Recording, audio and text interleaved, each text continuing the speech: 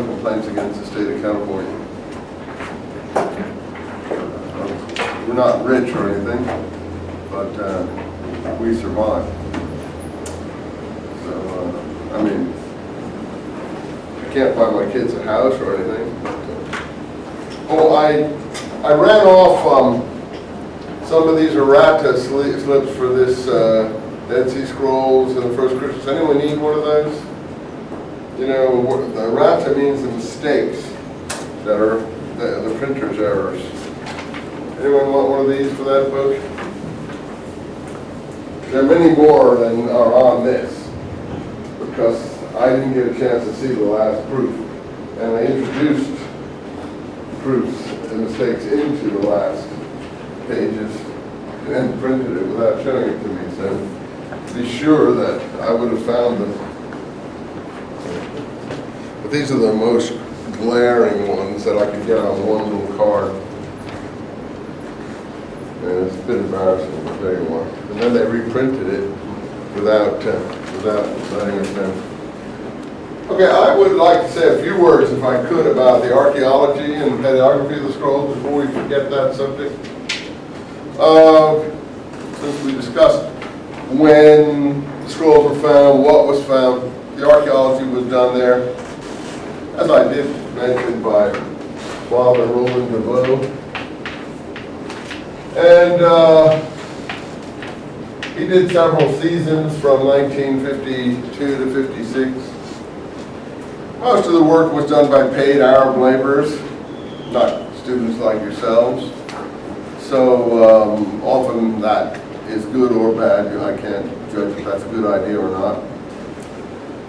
He never published officially his results. He wrote a book called Archaeology and Qumran, rather, and that wasn't even a written book. It was a series of lectures he gave at Oxford that they collected into a book for him and put some footnotes. But the official reports of his excavations were never done. And the materials that others could write from have been looked at, but a lot of them are lost and so on. The main point is chronology. Look, there is a settlement of some kind there. They say they found writing stands, even inkwells with ink in them. Whether they wrote manuscripts there or not, nobody can prove or not prove. The question is whether the caves are connected with the settlement. There are an abnormal amount of bathing pools there, and the water system comes down from a dam, that's man-made, and a tunnel in the rock that's all man-made. So the water is very important to them. But if you know this area, water is very important. They have cisterns and they have actually immersion steps where and the immersion pools fit the Talmudic description of what a immersion dimension pool would look like. There are steps, you could say, for cleaning, but also for perhaps going down into them. So ritual immersion, that doesn't mean they baptized like Christians once in a lifetime or something. They were daily baptized. They were daily immersers, meaning that they immersed for bodily purification. It's all in the Josephus' description of the Essenes. I think that's the main characteristic of the archaeology. There's a big fort type structure, which has been argued over. Is this a military installation? Because it is in the center of the buildings. There is this big sort of I don't know what else to call it, but a fortress of some kind. I mean, it's not got towers and battlements or anything, but it's a big stone, structure. And the only purpose, it seems to me, could be for defense and lookout. We've done work now from our expeditions from this university on the graveyards. There are graveyards associated with the settlement, and there's some. I think all in all, there's about 1,300 graves. Some digging was done in the graves, but after the rabbis got a hold of this area after the 6-Day War, they stopped all digging in graves, and I understand their concern. They feel that you shouldn't disturb the dead for scientific purposes, just like American Indians are concerned about that in this country. It'd be nice to know more about these things, but there were some female graves, mostly male graves. Most of the grave orientation, funnily enough, was north and south. Now, in the Jewish religion, most of the grave orientation is towards Jerusalem, and from this area, that would be more like east-west. And Muslim graves point to Mecca. That would be somewhat north-south, but not like these were. There were some Bedouin graves that obviously got mixed in here because there's been a lot of work done on the teeth of some of the ones that were dug up. And you could tell that some of the teeth were people who had lived a rougher life in the wilderness rather than others more planting sort of people. You can tell from teeth, that kind of thing. And those graves did face towards Mecca, but most of the 1,000 or so graves look like Jewish graves, but north and south. And we mapped the whole graveyard. Not that it really matters, but what we did find, Cal State students found that. N.T.will was in the group who's been coming here with us every week. On the edge of the graveyard, we found this so-called mausoleum, or huge ceremonial grave of some kind at the top. It's not called a burial enclosure, but it's clearly a very important personage, and that was facing Jerusalem. That was an east-west grave. So it looks like all the graves were centered. So for instance, if you want the map, here would be this promontory with this structure here on it, here. And here would be the Dead Sea. And then all the other graves were like this, lined up like an army, sort of.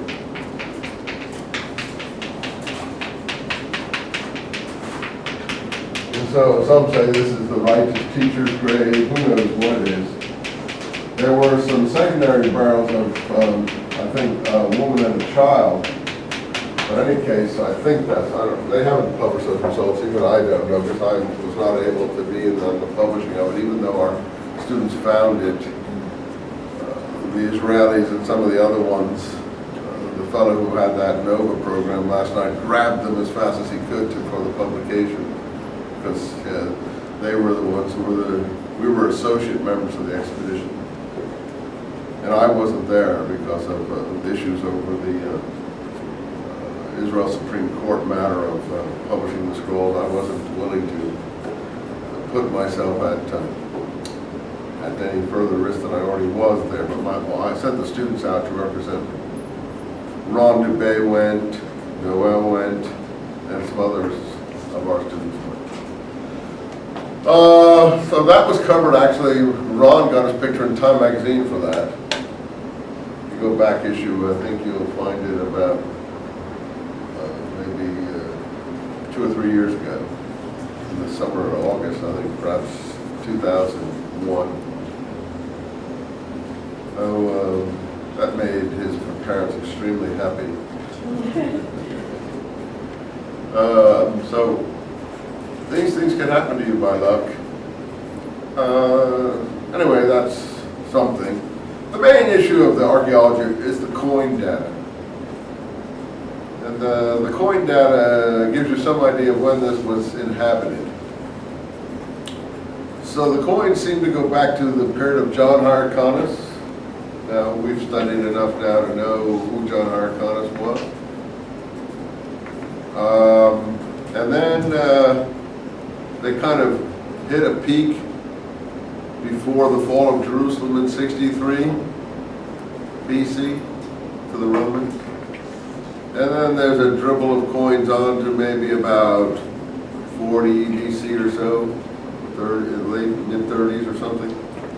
Not sure exactly when it trails off completely. So the date on a coin doesn't give you a precise dating parameter. The date on a coin, as I write in Maccabees, Zadokites, Christians, and Qumran, I cover the archaeology there in great detail, only tells you that the coin was not dropped before the date. It doesn't tell you how many years after the date a coin was dropped by somebody. So, I mean, maybe it was dropped the same year it was minted, maybe it was dropped 10 years after it was minted, maybe 20. I mean, it's not really clear. But probably closer to the time of minting than far away, unless it's just an accidental sort of thing that happened in the course of time. But so coins aren't precise, but the curve of the coins, I think, is useful. There seems to be a break-off of habitation in the 30s BC until around 4 BC. We also have destruction layer around somewhere in the 40s, 50s, 30s BC area. Severe burning looks like an intentional destruction.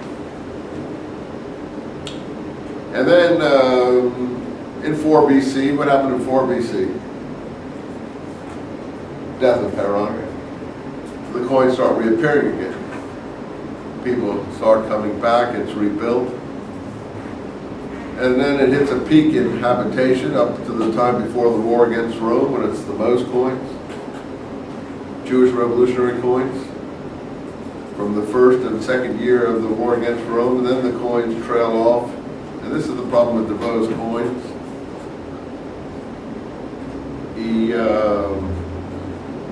None of the coins, I mean, a lot of the coins have been lost, so we can't check ones that he didn't identify or something. So this is all very important information.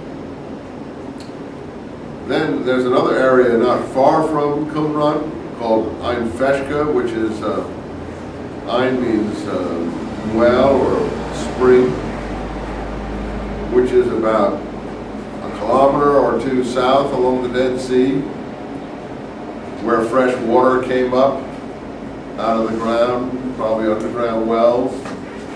Arabs actually use that to the present day for swimming. And that's probably where the agriculture was carried on by this community. Well, that shows habitation in the 70s and 80s, even though there's a severe destruction layer with signs of fighting, given Roman arrowheads and things like that. After the coins trailed off from the revolutionary coins. Then there are Roman coins found among the ruins there later on. Seemed to be a Roman outpost of soldiers or something there. And then in the Apocrypha revolt, 132 to 136, the coins start up again. The traditional interpretation, DeVoe and his colleagues, primarily Milik, but also DeVoe, was that there was an earthquake in the area that Josephus mentions in 31 BC that made the area uninhabitable, they claim. There's a crack in one of the steps in the pools that could be related to an earthquake, but we showed in our first expedition in the radar ground scan, we were the first to apply radar ground scans to the area, that in fact, from what was being recorded, there was only a local displacement of the ground. There was no earthquake fault line there at all.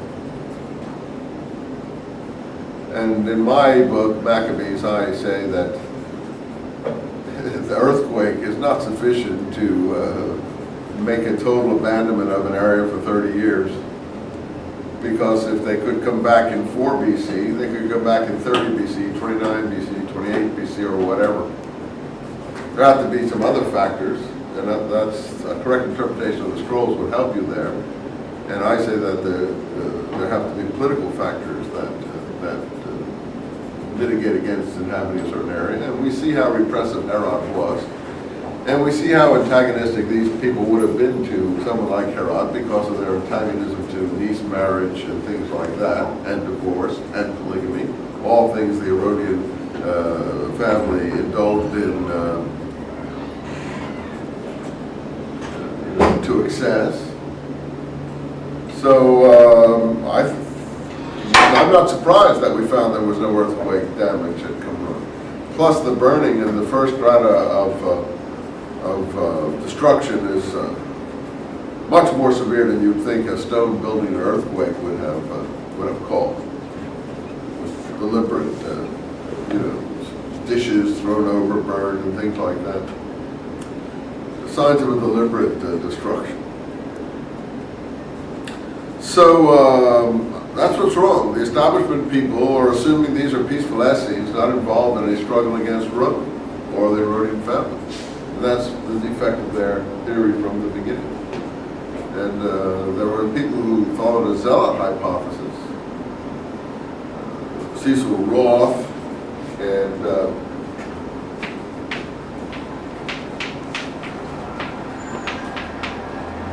J.R. Driver, who I mentioned in the mid-60s, who said that these were zealots, that there was a different group who came back after the earthquake. They accepted the earthquake, but then said a different group came back. I don't accept either of those hypotheses. I say the same group was here from whatever it was. It has a development, but it was impossible in the conditions engendered by Herod to sustain that installation. It also turns out that Dead Sea Scroll materials were found at Masada.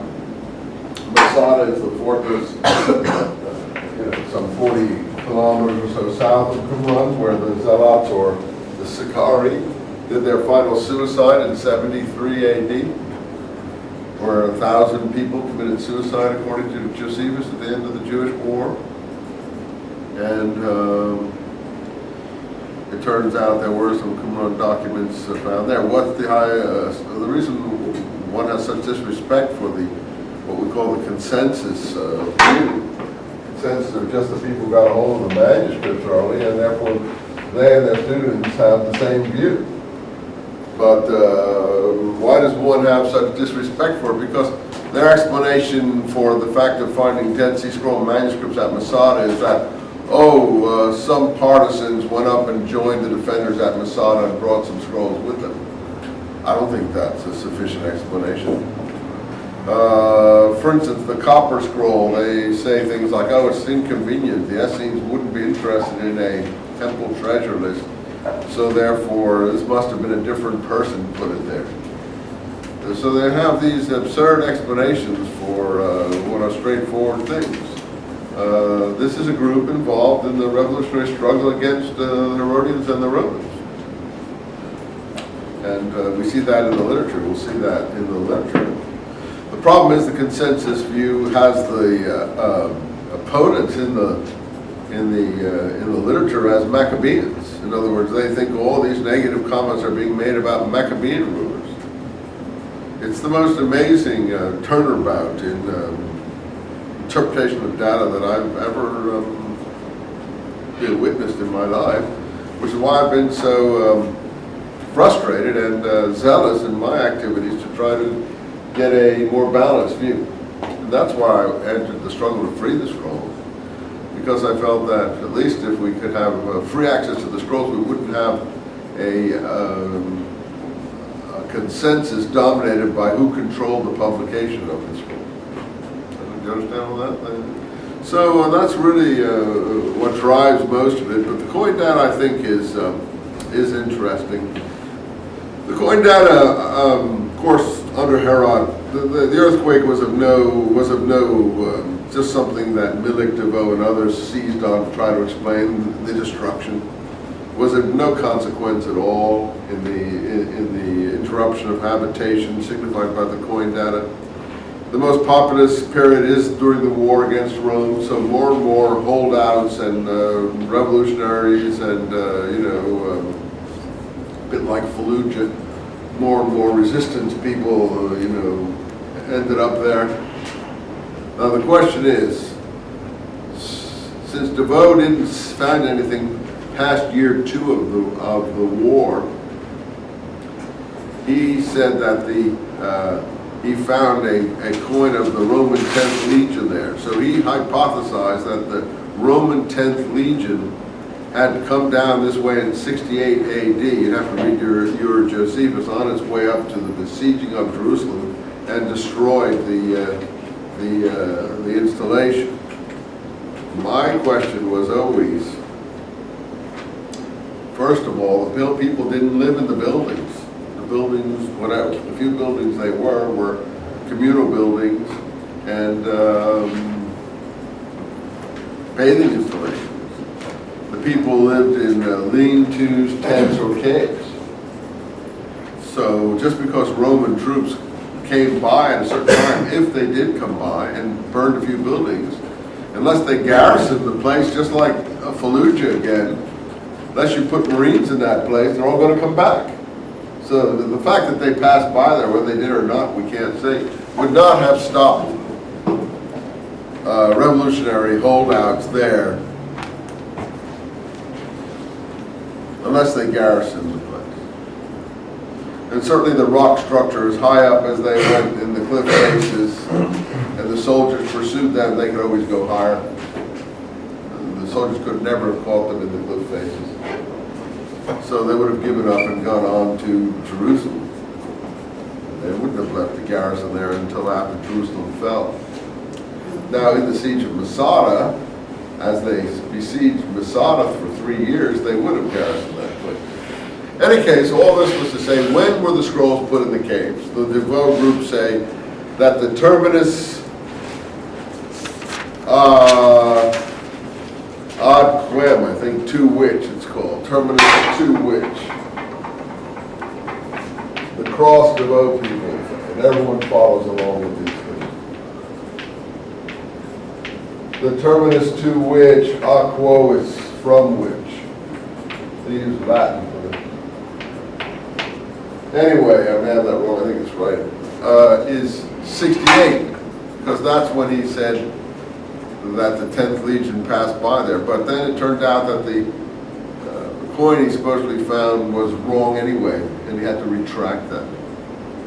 But the damage was already done. Everyone thought that the scrolls were put in the caves no later than 68. But the last coins found in the place are 136. And even if Roman coins were found in the 80s, down in N.T.will and places, no one would have been using anything but Roman coins in the 80s. There was no Jewish government left. They wouldn't be using Jewish revolutionary coins. So that doesn't tell you that those are Roman soldiers dropped the coins there or didn't drop the coins there. It's coin data, unless you have a preconceived notion, is very imprecise. It doesn't tell you who dropped it or anything like that. If it doesn't clash with other data, then that's fine. But the problem, what we're going to find in the Habakkuk commentary, is that the Habakkuk commentary knows that Jerusalem is going to fall. And it doesn't necessarily have witnessed it, but it knows that they're all doomed. And so then what the theorists do with that is they say, oh, well, because they are talking about the fall of Jerusalem either coming or soon or whatever, it doesn't say it's happened. But it's clear it's going to happen.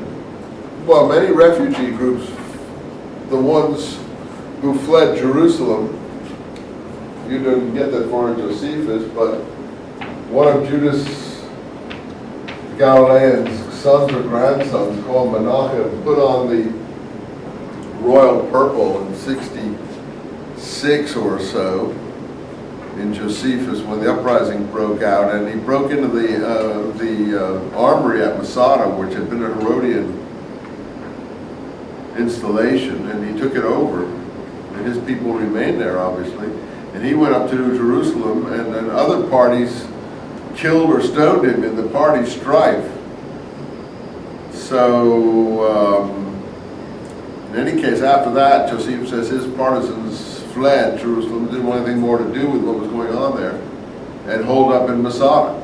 Well, if the people who followed him could go to Masada and stay there and didn't take part in the fighting in Jerusalem, lots of other groups could have left there too, knowing that the place was doomed.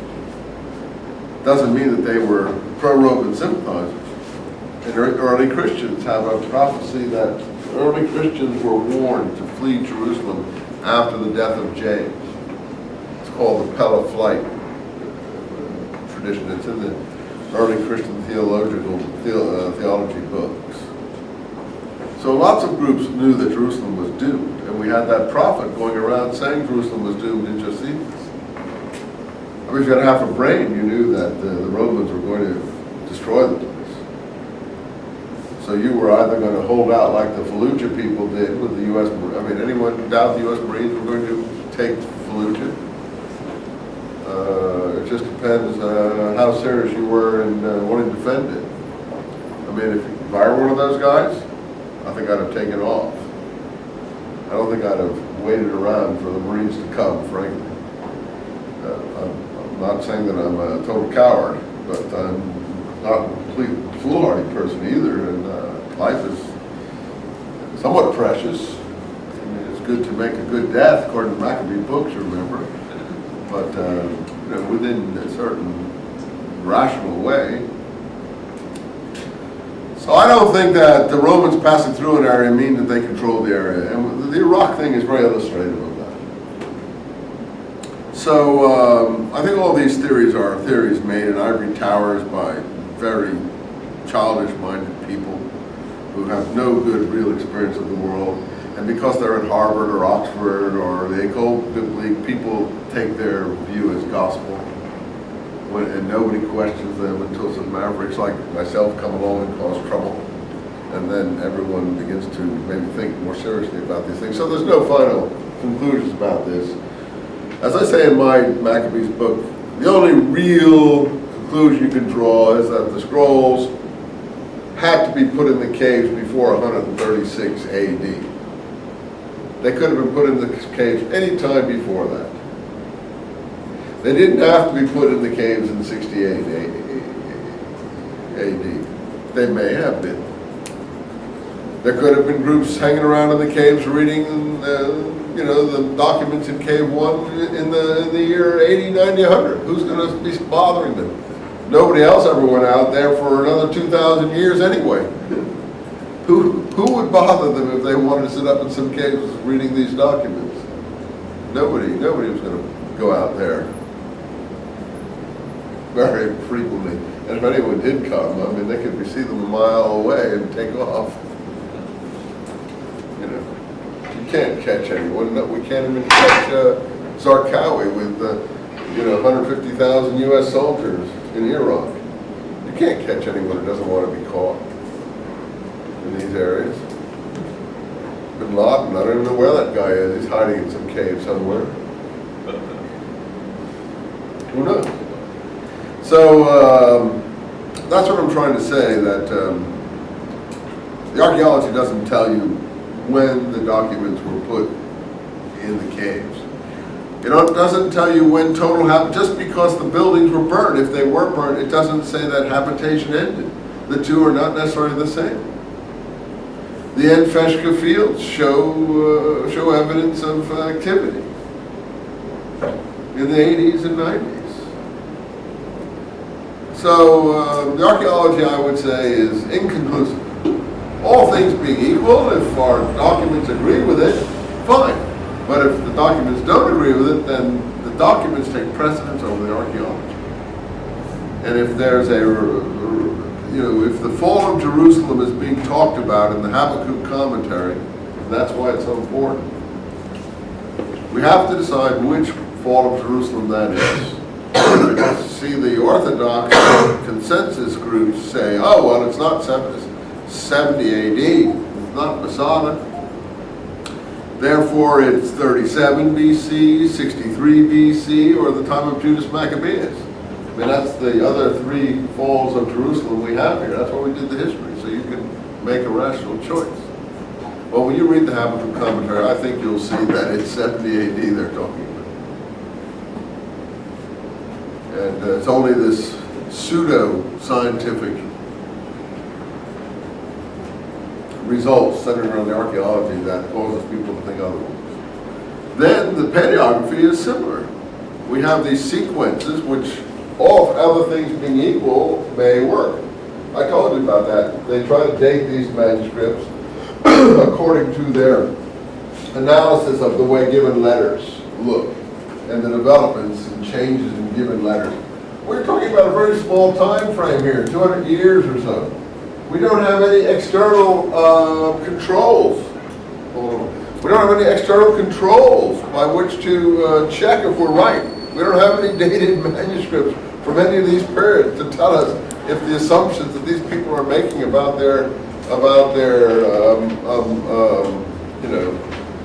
development of scripts, timelines are correct.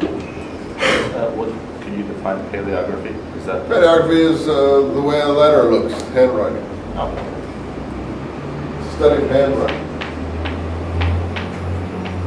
I couldn't even spell it.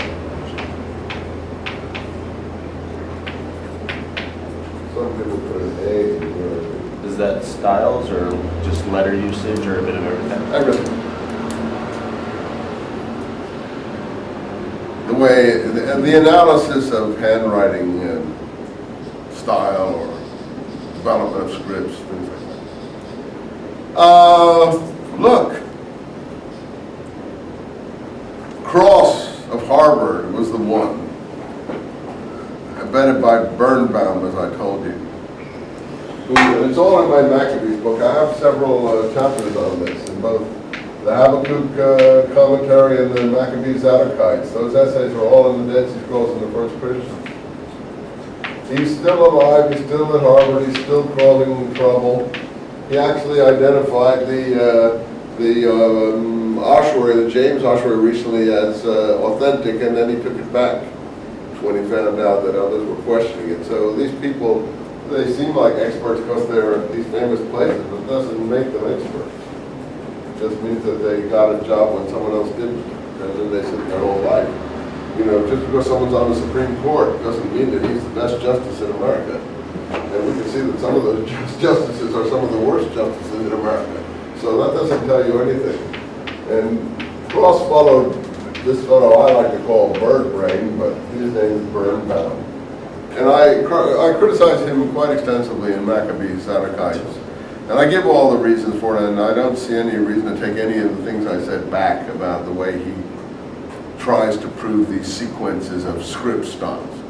Why did they develop these script style ideas? Because that's what they were following, these scholars. Here they bought all these things from Bedouin. They had a huge pile of rubbish here over the floor. This fragment, this fragment, this fragment, this fragment. And they began to be able to recognize handwriting styles. Look, if you gave me your notes, and I ripped them all up and threw them in a big pile here, and then I wanted to figure out whose paper was who, I could do it. Because I would just start looking at the handwriting and start making separate piles of the different handwriting of different people, because each of your handwriting is different. So I would soon end up with, 10, 12 people here, with 12 different piles. Then my only problem after that would be to try to, arrange the piles in some order, to try to figure out what you were saying in that document. But you see, they got very familiar with the handwriting styles, so they could see what they thought were either regressions or developments in different letters, the characteristics of the way different letters were formed. This may have just been idiosyncrasies of individuals. Look, if the sequences help and give you information, that's good. But if they stand in the way of the historical and internal data, then that's bad. And given the way the historical and internal data is, I say, the paleography and archaeology make it impossible to make any sense out of the internal data. Because the people who did the external measurements and didn't do the internal measurements, that is, paleography and archaeology, already had these preconceptions in their minds. So that's why I go so much on the text. We can say the same for carbon testing, which I was the one who proposed should be done. I wrote the letter, unfortunately, to the Ministry of Archaeological Affairs with another scholar I brought in, saying, well, if you're not going to release the scrolls, at least you can check the paleography. Well, they did, but they left us out of the process. So they were the ones checking the process. Sort of like the Shroud of Turin. I mean, I don't think that dating the Shroud of Turin is reliable at all. I don't think their carbon testing is anywhere near what the date of the Shroud. The Shroud of Turin, to me, is not a 13th century forgery. I don't know what it is, but I'm sure it's not a 13th century painting. You know, and carbon testing is only as good as the people analyzing it. I have a lot of comments in a recent article I did on with some other fellows on the carbon testing, and what it turns out is the margins of error in carbon testing are larger than the period we're even talking about. So they may help you, it may not help. We're talking about a 200-year period, and their margins of error are greater than that in the carbon testing process. I was hoping that you could test earlier versus later in the same test run, test paleography. That's not what they did. They tried to get absolute dates, and absolute dates are almost impossible to get. The same with paleography, almost impossible to get. So you're thrown back on the internal data. In any case, the carbon testing was skewed. Gave some agreement with their paleographic sequences, which made them very happy, but on the other hand, sometimes it didn't. And in any case, the margins of error are quite large. The example I posited last time, suppose you had two scribes writing side by side. One, an old scribe, was very conservative. One, a young scribe, was very progressive. What date would you give two manuscripts written at the same time? Well, you might be 100, 200 years out with paleography. So if they agree, but the paleographers are putting the Damascus document in the 2nd century BC. And I don't think any of them, because one fragment looks old. There's a whole cluster of what they call newer fragments. And then one fragment looks old.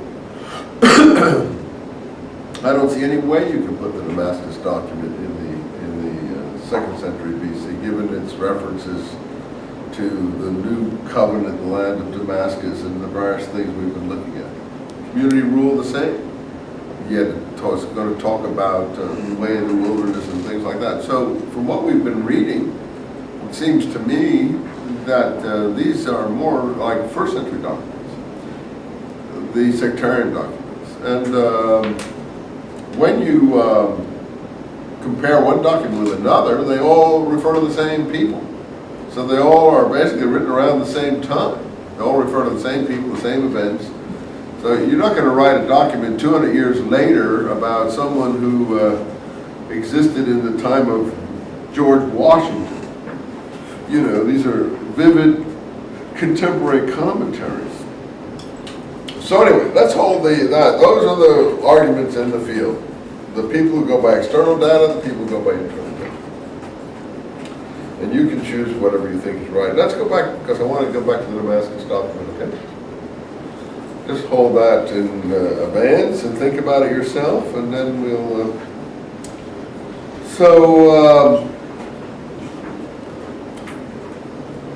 we got to these 3 nets of Belial. We got the first reference to the builders of the wall and the spouter at the end of column 4. In the midst of the discussion there of the 3 nets of Belial. What are the 3 nets of Belial? The sins of the establishment. Now, really what you have to determine, is this the Maccabean establishment, or is this the Herodian Roman establishment? Well, that's my view too, but this is the question. Now, almost all the scholars consider these things as being written against the Maccabean establishment, and they consider these Essene documents, and they consider these people to be peaceful. And it just, that's why I've been involved with this struggle. It seems so absurd to me. All of these ideas seem so ludicrous. When I first came to Cal State Long Beach 30 years ago, when I started to teach this material, I just went according to the establishment theories. Because I was just come out of graduate school, and you know, I thought the people who were writing knew what they were writing about. That's just normal. You think the people who are writing know what they're writing about. But after you teach these classes over and over again, you begin to realize these people don't know what they're talking about. And that's what happened to me, teaching these classes. And one of the good things about teaching these classes, at Cal State we're a teaching institution, so we have to teach every term. We can't just teach one little aspect of a thing every 5 years. So, you know, with this stuff, and we teach 2 or 3 or 4 courses. Back in those days it was 4, now it's 3, if you teach a big class. And so we were teaching these things, these were ground into our minds. So when that happens, often you get certain things begin to click. And that's what happened to me. Okay, so the 3 nets of Belial, line 17 of column 4, the first is fornication, the second is riches, the third is pollution of the temple. Well, riches you can say about any establishment, but there's no indication the Maccabean establishment was particularly rich. But the Herodian establishment, Josephus constantly tells us about how rich they were. And how, for instance, Bernice, who was, and Herodias, were 2 of the richest women in Palestine. Herodias, we know, was involved in the John the Baptist affair. Bernice, that's the next generation. Who's Bernice in the next generation? She appears in the book of Acts on the arm of her brother, Agrippa II. And Josephus tells us she was the richest woman in Palestine, and she divorced 2 husbands, which is forbidden in Qumran, even for a woman. I don't want to get sexist about this, but to divorce a husband in Jewish law by a woman is forbidden, like in Islam.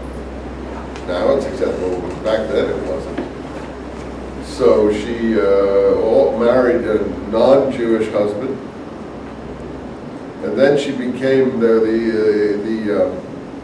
rumor in Josephus was that she was having incest with her brother Agrippa II, like the Romans did, like Caligula did with his sister and so on.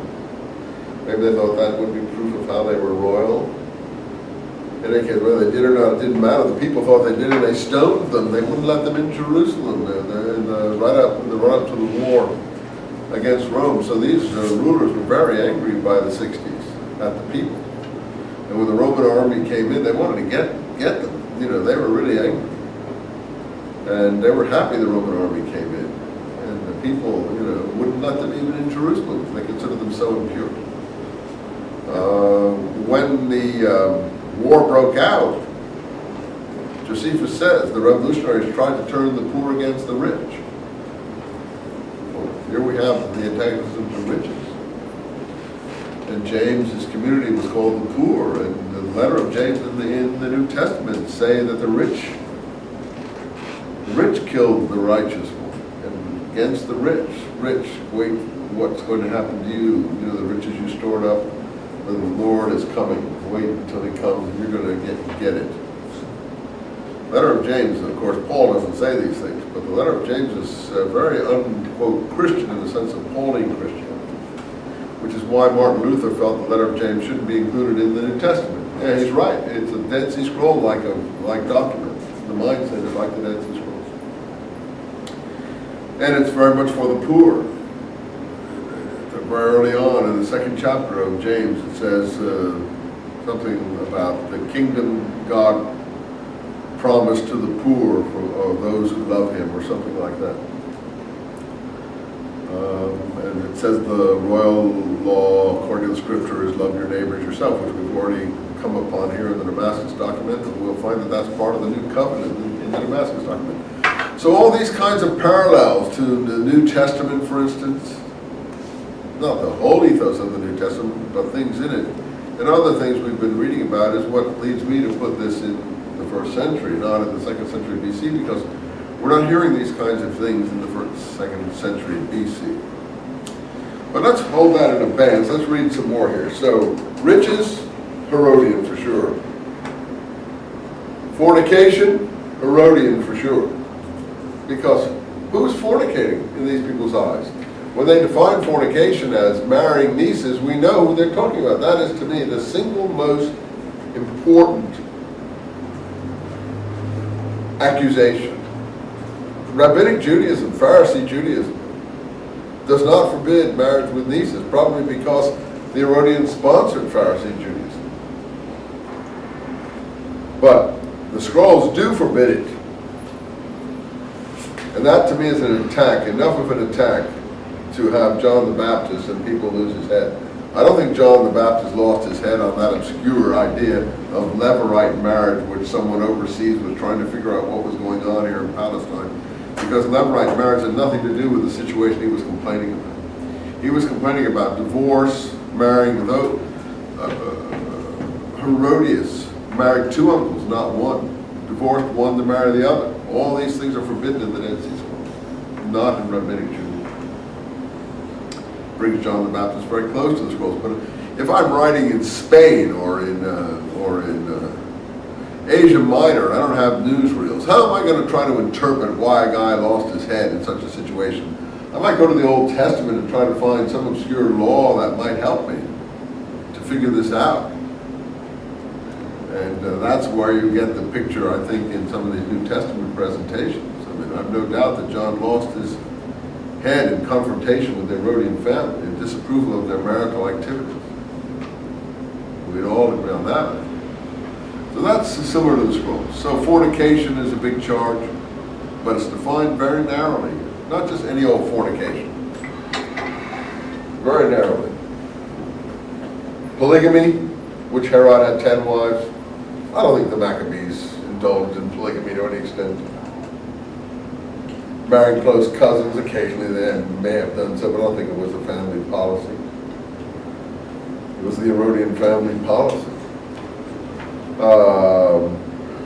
Divorce, there's no note about divorce in the Maccabean family. Multiple wives, particularly. We read all that material. Josephus would have told us. He likes scandal. Okay, fornication, to me that's obvious, puts this Damascus document in the Herodian period. All our people say it's the Maccabean period. And finally, pollution of the temple. This is going to be a key charge.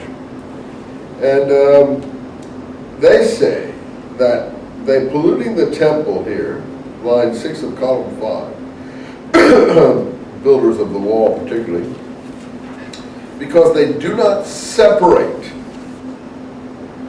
according to the Torah, very Torah-oriented, law-oriented group. Where you see law in Ramesh, you'll see Torah in the actual. You probably don't have, I don't know if you have Torah there or not. Weiss is not always very accurate. Do you have a 957 Torah or law? I'm looking for it. Column 5, line 7. Well, while you find it, you can tell me. Weiss might have Torah because he knows that much. Ramesh probably would never have Torah, even though he's probably put law. Are you sure you're doing the law? The law. Okay. That was in the wrong Yeah, paragraph. okay. So there you have it, but it's actually Torah, it says. It's more than law. It's the Mosaic Torah.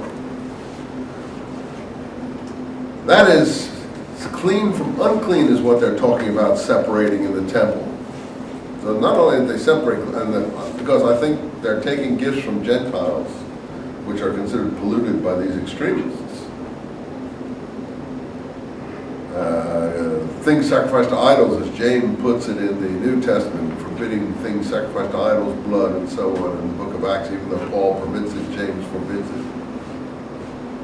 These are the things I've worked on my whole life. But rather, they lie with the woman during the blood of her period. That's not what the priests are doing, you see. That's what the Herodian aristocracy is doing. The priests are taking their appointment from those people and allowing sacrifice by and on behalf of those people. What starts the war against Rome? Stopping of sacrifice on behalf of Romans and other foreigners, including the emperor in the temple. Well, we know very well that the emperor is not too worried about lying with women in the blood of their periods. That wouldn't bother them at all. They would be scrupulous about that. But a Jewish priesthood, Maccabean or otherwise, would certainly, you couldn't accuse the Maccabean priesthood of doing this. This has to be foreigners, you see. And each man, in addition, and that's the key right there, takes to wife the daughter of his brother, the daughter of his sister. This is what John the Baptist is complaining about. I put John the Baptist right in this group. He's not just out there in the middle of nowhere. You know, if I go out there to, that's what's so revolutionary about these documents. If I go out there to Death Valley, and there's a few people holed up in caves here and there out there by Death Valley, everybody knows everybody else out there. You can't just be holed up in a cave and the guy 500 meters away is holed up in a different cave and you don't know each other. You know, John the Baptist isn't just out there. If these guys are out there, he's out there. They all know each other. It's not like a crowded metropolis out there. There's a few extremist maniacs out there. So, I mean, I would put John right in this group. The only thing is that the New Testament is giving us a name of somebody, you know, who was connected to a group like this. It's not the same group, it's a similar group. And bathing, of course, is part and parcel of this group, so I can't see in any way how he would differ from this group. That doesn't mean he's the righteous teacher. I don't know who the righteous teacher is. To me, the righteous teacher looks more like a person like James, who we know was called the righteous one. We know all Christian literature calls James the brother of Jesus, which is why I got interested in him in the first place. Teaching these courses at Cal State Long Beach, I started to see the connections in early Christian history, which most Dead Sea Scrolls scholars didn't even know anything about early Christian history. You say, how come? Well, because they were Old Testament scholars, they didn't do early Christian history. And the thing that jumps right out at you is this strange cognomen James has. James the Just, he's called. We're not talking about James, the brother of John, the son of Zebedee. That's another issue entirely, which is beyond our scope here. If you want to read about that, read my book, James, the brother of Jesus. We're talking about James the Just, the brother of Jesus, so-called. What that means, I'm not prepared to go into to any great extent, but the just we do know means the tzaddik. And you'll find wherever the term teacher of righteousness is used in the commentaries, the underlying term that it's relating to in the biblical text is tzaddik, righteous. So for the commentators of the Dead Sea Scrolls, the tzaddik and the teacher of righteousness, the moreh hatzedek, are the same individual. So when I saw that, I began to see these things were much closer than I had originally appreciated. And people who don't know the scrolls wouldn't be able to understand the relationship to early Christianity. If you're just judging by the Gospels, you won't see the relationship, except for things like perfection, and lest your righteousness exceed the scribes and the Pharisees, you will no way into the kingdom of heaven. Be perfect as your Father in heaven is perfect. Things like that. There are connections in that kind of language. But the letters of Paul are steeped in Qumran type vocabulary. So that's when I began to part company with these people. Plus, I saw the revolutionary aspects of this group, like the Zealot hypothesizers. Anyway, let's get down to the dating. Each man takes the daughter of his brother and the daughter of his sister to wife. Every one of them, not just occasionally, all of them. Well, you look at my James book, you look at the genealogies, and that's what the Herodians did. They all married close cousins or uncles or nieces.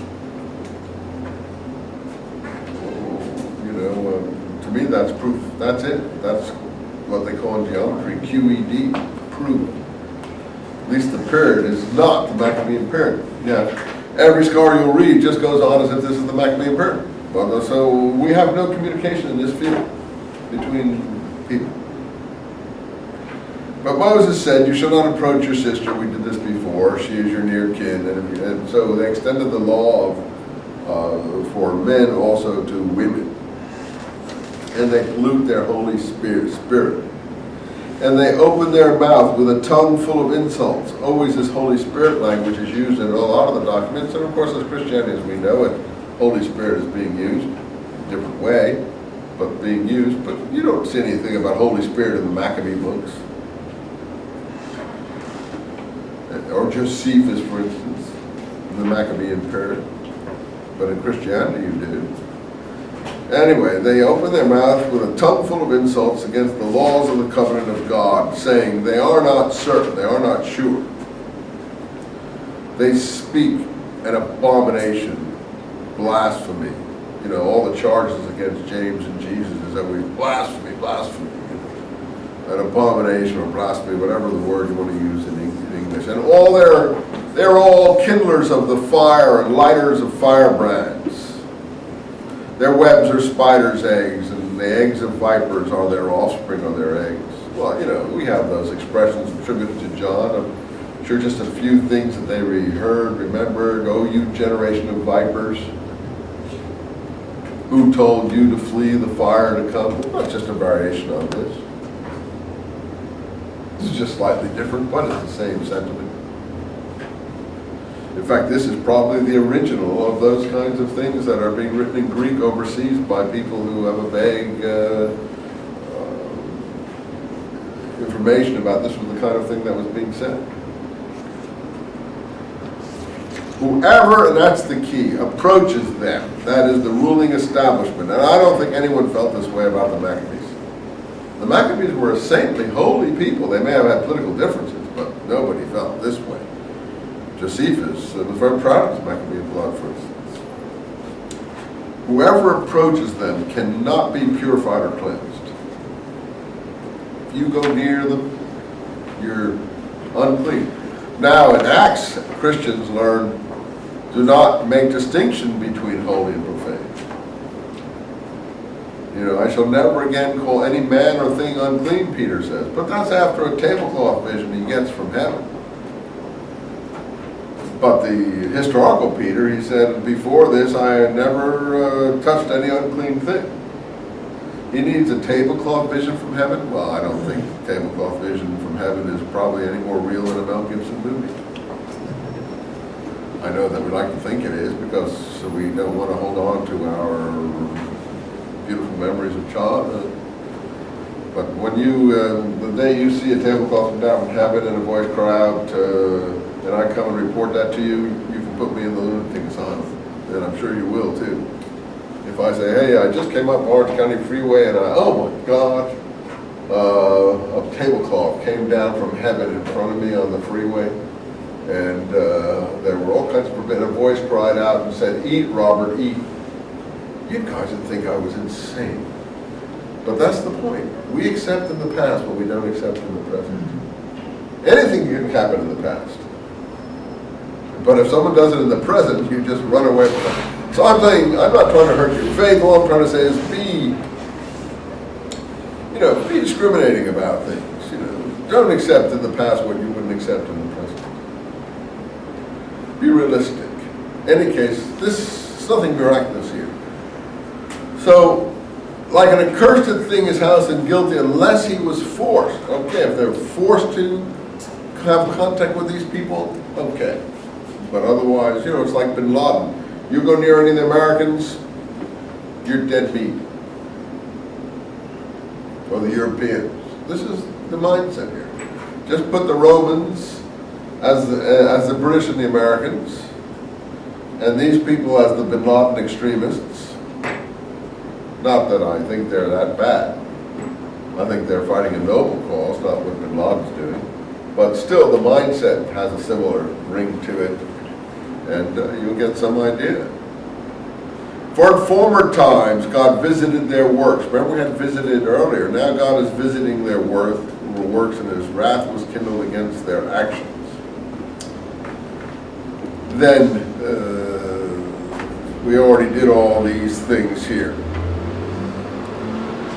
So in 6, but God remembered the covenant of the first, the forefathers.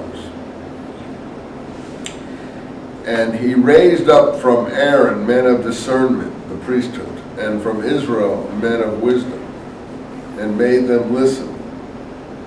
And they dug the well which the princes dug, which the nobles of the people dug with the staff. That's a quote from Numbers 21. If you haven't read Numbers 21, I hadn't either before this. But like a gospel quote, which is very similar to these things. You can go and look these quotes up and see what they say in their original. The staff is in Hebrew, mehokek. I have it in my book here, which is can have a double entendre. Hok can mean actually legal ordinance, law. So mehokek can be someone who legislates. It can also mean staff. And I think they're aware of this play on words. So they are now doing more interpretation of Scripture, as they will later on in the Habakkuk commentary. The well is the Torah. Now you'll admit this is a Torah-oriented group. We're going to hear that the way in the wilderness in the community rule is the study of Torah. When Paul comes and heaps abuse on Torah in Galatians, which he does, calls it basically bringing death, and Mount Sinai is the covenant of slavery, and therefore toss out the slave woman, he says in Galatians 4. You have to read all of that to know where he's coming from. I think that a person like that originally knew the views of this group here, but is arguing with them. So when people say that someone like me says this is a Christian group, I don't think this is a Christian group at all. If you define Christianity by what Paul says. But if you define Christianity by what a person like James might have said, which lost the struggle in early Christianity over whether the law was binding or not, then in that sense it is a Christian or a proto-Christian group. It has ideas similar to them. But you see, we don't have the vocabulary to discuss these things. So it's Christian in quotes with a caveat that this is law Christianity, not Pauline Christianity. And Pauline Christianity didn't take control of Christianity until Constantine in the 300s. And the documents that we call the New Testament were not collected as Holy Writ until that time. There are lots of other documents circulating around that were not accepted. Just like there are documents in the scrolls that were not accepted as Jewish Holy Writ. So the thing was in flux still. So, but we know that the Ebionites, the James group, Ebion in Hebrew meaning the poor, felt the law was binding, and that Jesus was not a supernatural person. He was only a righteous person, advanced beyond other people by his righteousness and a prophet. It's all in Eusebius, the history of the early church. He considers these people crazy. He says, oh, the reason they call them the poor, the Ebion, and we're going to have it in the scrolls that call themselves the poor, is because their ideas about Christ are so poverty-stricken. They didn't believe in the supernatural Christ. So they're poverty-stricken. He's laughing at their name. But obviously they didn't call themselves the poor because they thought their ideas about Christ were poverty-stricken. They called themselves the poor because they believed in being poor. Or against riches. Anyway, let's go on here. So see if we can make some sense out of this. The well which the princes dug, which the nobles of the people dug with the staff. That's a quote. Numbers 21:18. The well is the Torah. The diggers are the penitents of Israel who went out from the land of Judah to dwell, or live, or sojourn in the land of Damascus. Now earlier we had in the Ezekiel's Zadokite statement that the priests went out from the land of Judah. Remember that? The penitents from Israel who went out from the land of Judah? That's in column 4. So this is the same, only now they dwell in the land of Damascus. That's the only difference. And in the land of Damascus, they're going to have the new covenant. The new covenant is a name for Christianity, as we know. The only difference here is that the new covenant for this group is a reaffirmation of the old.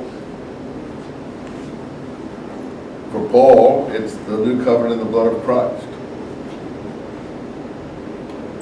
Anyway, so these penitents then are the diggers.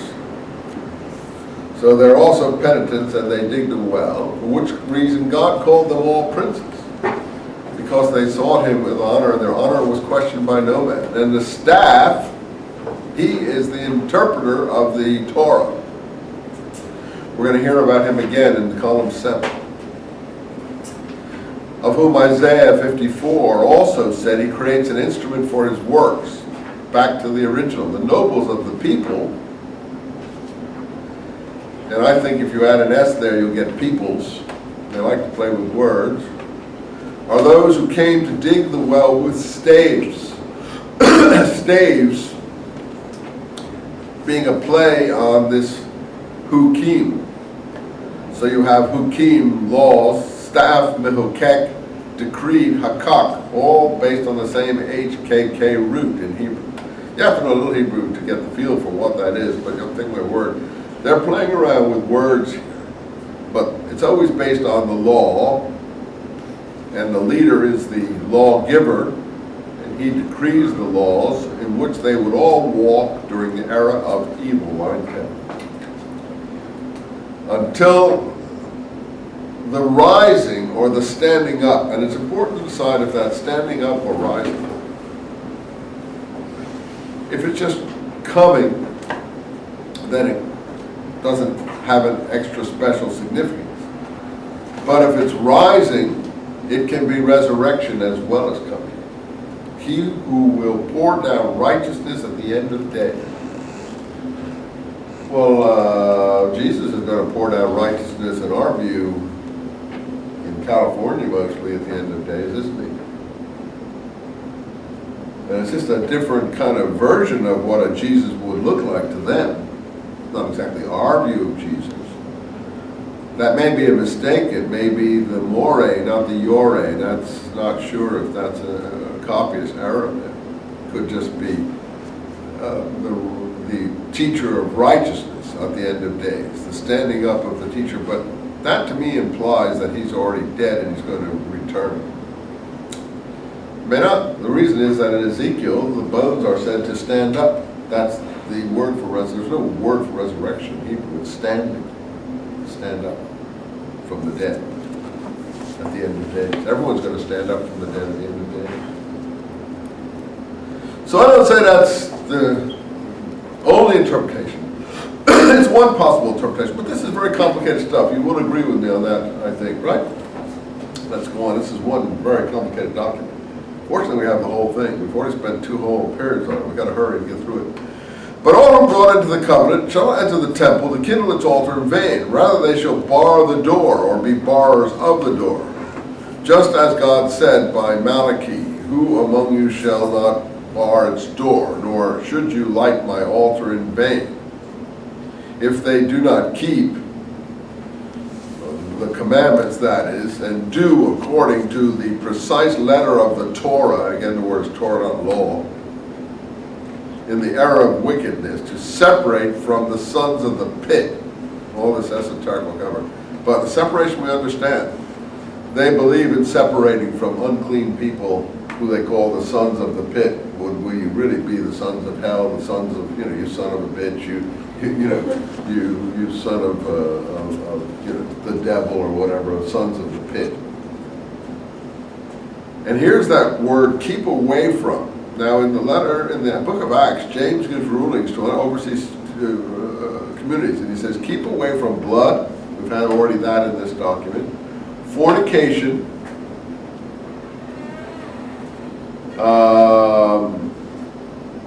carrion, and things sacrificed to idols. But he uses the word keep away. That's based on the root in Hebrew, NZR. NZR is the same root we would also say the word Nazarite is based on. Here it's keep away from polluted evil riches, acquired by vow or bad. That is from people like the Herodians, who have been brutalizing and robbing the people. Josephus makes that quite clear in the Antiquities. They've been raiding the threshing floors and stealing the tithes of the priests with the bully boys and things. And the start of the war against Rome is the stopping of sacrifice, and they're not accepting any gifts from the temple anymore from these people. To my mind, this is the literature of the war against Rome. This is what inspired the war against Rome. It's not peaceful literature. It's not turn the other cheek literature. It's not pacifistic literature. It's not apolitical. It's very political. It's very aggressive, very militant, never changes. What have these people done? They've robbed the poor again of his people, murdered orphans, made widows their spoil. What, the Maccabees did that? I don't think so. Rather, you should separate. You know, when Paul goes into the temple and the cry goes up there in the book of Acts, when James, if you know the New Testament, you see, you really have to know this stuff to study the scrolls, and very few Jewish scholars certainly don't know it, and Christian scholars don't usually relate this to Christianity, and Old Testament scholars don't usually study these things, but Paul goes into the temple after James says, look, we've heard that you've been teaching against the law and against the temple, and that you no longer regularly follow the law. So we have 4 people here under Nazarite oath. It's in Acts 21. Go into the temple because he's considered to have raised money overseas and pay for these Nazarite oath procedures of these people to show there's no truth in the rumors we've been hearing and that you still regularly keep the law, walk according to the law of Moses. So there's a split right there even in Acts. But most believers are not even aware of these passages. For most believers, everyone is singing the same song. But that's not what the documents tell us. Most people don't even know Jesus had a brother until we started emphasizing what I told you before. In any case, Paul goes into the temple, and then the cry goes up when they see him in there paying for Nazarite oath, which is a very obscure procedure in the temple, to show that he still honors the temple and the law of Moses. The cry goes up, people, this is the man teaching against our people, against our religion, and against the law in all the cities of Asia. And if you look at the book of Acts, that's just what he's been doing. Now, they don't throw James out of the temple. So there's a huge riot occurs, according to the book of Acts, and Paul is thrown out of the temple. And now he's brought non-Jews some of his traveling pains, the crowd thinks, and Acts says they thought he did, but he really didn't. Acts comments on that. And they throw him out of the temple, and they bar the door behind him. And it says in Acts, and they barred the door behind him. That's exactly what you have here. I know it's a stretch, but we have here the instructions to bar the door behind such people. And that's exactly what Acts says. You can look at the chapter 21 in Acts and you'll see it. But they don't bar the door against James or any of the others. It's only because what Paul uniquely is doing overseas that's not acceptable to the Jerusalem leadership. Now, I know it's hard to understand if you haven't read these documents carefully from this point of view, but I never did either until I started looking at the scrolls. Then I began to see all these connections. Okay, so there's another connection, barring the door, keeping away from, separate between polluted and pure. Keep away from the riches of the temple. They're polluted. That's why the temple is polluted by the appointment of priests, by Roman governors and Herodian kings. Who are they to appoint pure priests? It's impossible. It's contradiction in terms. If you're extremist, if you're Bin Laden, and Bush is appointing the high priest in Mecca, you can see this thing being written. And holy, and distinguish between holy and profane, and keep the Sabbath according to its precise letter, and all the festivals and the day of fasting. That's the Yom Kippur of Atonement. According to the commandment of those who entered the new covenant in the land of Damascus. And what is the new covenant in the land of Damascus? That's why this book is so important. You have to range this against the new covenant in the blood of Christ in the Gospels of the Last Supper. This is the counter group to that. To set the holy things up according to their precise specifications. In other words, not to learn not to distinguish between holy and profane as Peter does in Acts, but the opposite. To keep the holy things holy, and look at that, to love each man his brother as himself. That is in the letter of James, royal law according to the Scripture. That's part of the new covenant in the land of Damascus. And to strengthen the hand of the meek, the poor, Ebion, and the convert. There are converts here. and each man to seek the welfare of his brother, and not to uncover near kin, not to go near nieces and cousins and things like that.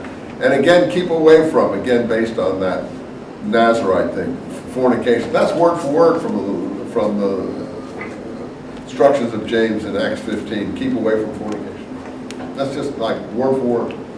We also have to keep away from blood.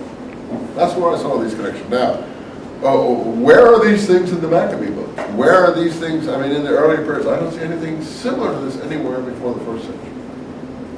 That's what I call turtle down. You say, what's the other point of view? I can't give you another point of view because I don't see anything in the other point of view to give you. You can read other books if you want, but I don't understand what I can tell you that makes sense. To reprove each man his brother according to the commandment, to bear no rancor, to separate. This is not now, keep away from all pollutions according to the statute, and no man shall defile his holy spirit, which God separated for them, brother. All should walk in these things. There we are, in perfect holiness. Paul uses the exact phrase in 2 Corinthians 7:1. To walk in these things in perfect holiness. On the basis of the covenant of God, in which they were instructed, faithfully promised them that they would live 1,000 generations.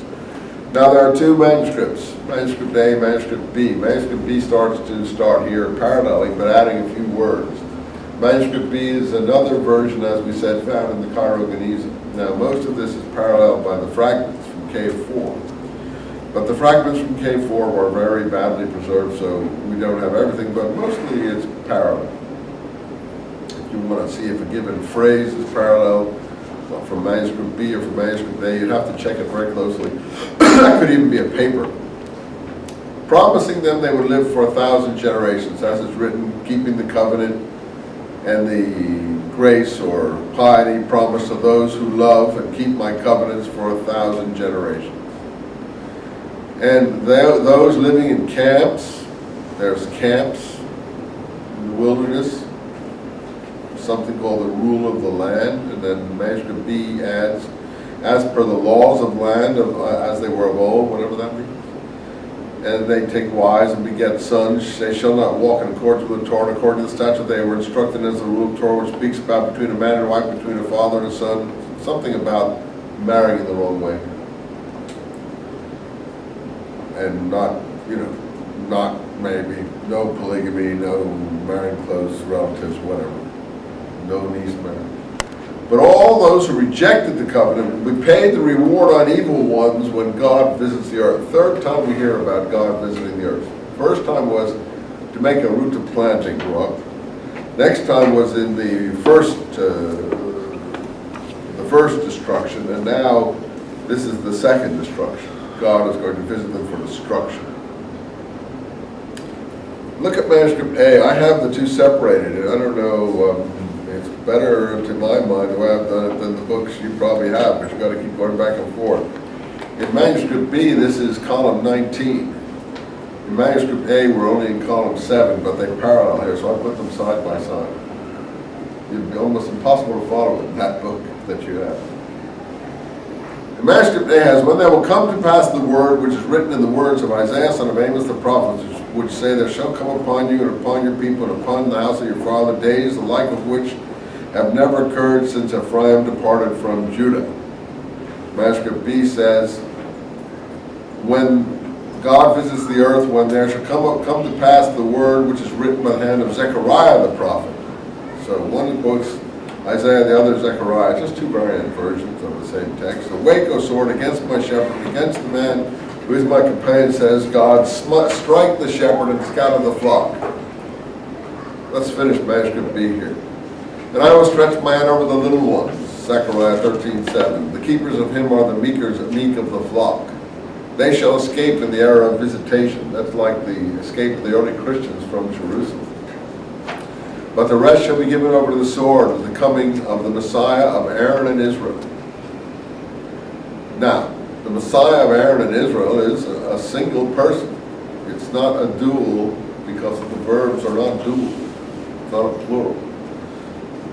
Most people say this is 2 Messiahs, but it doesn't say that. It says Messiah of Aaron and Israel.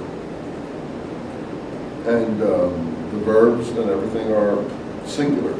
So would look like a Messiah from two roots.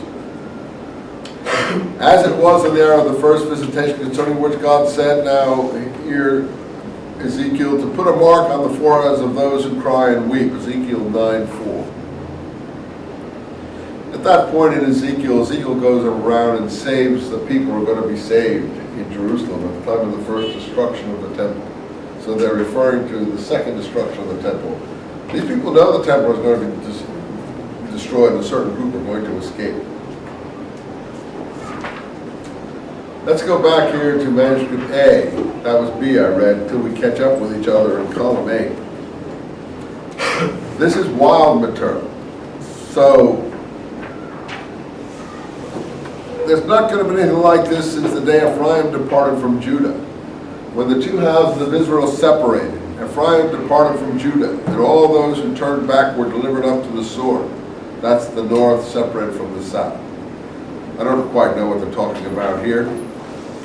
But those who held fast, or were steadfast, escaped to the land of the north. Now here's big stuff here. As he said, God said, I will exile the tabernacle of your king and the basis of your statues from my tents of Damascus. Now this is from Amos 5:26. It's not in manuscript B.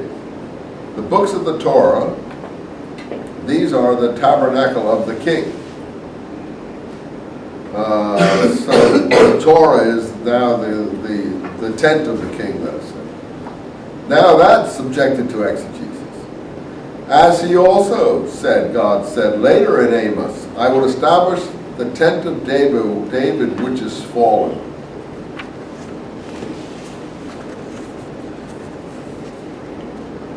Now, I will establish the tent of David which is fallen is actually attributed to James in the book of Acts, where he makes a speech at the so-called Jerusalem Council, again in Acts 15, before he makes his rulings on overseas communities. And he quotes that very passage in his speech.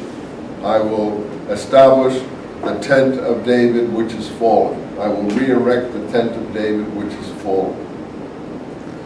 So there's another direct parallel with words. We don't know much about James, but the few things we know about James, we get direct parallels here in the Damascus Document. Speeches attributed to him in the New Testament. Let's take a break there. It's 8:25. We'll come back. I hope we can finish this. I'd like to get into the community rule.